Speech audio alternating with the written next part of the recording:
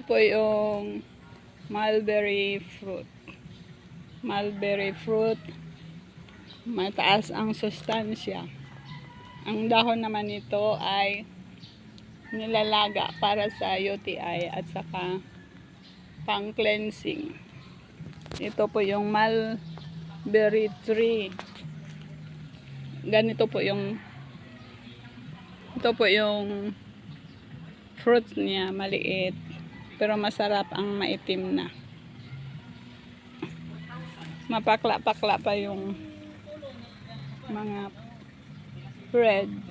Pero yung kukunin nyo po ay yung maitim na kasi masarap siya.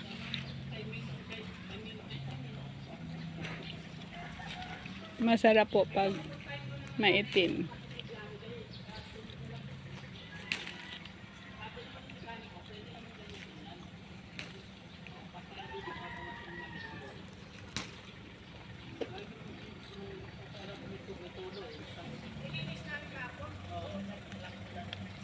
Oh, mula na kahapon eh.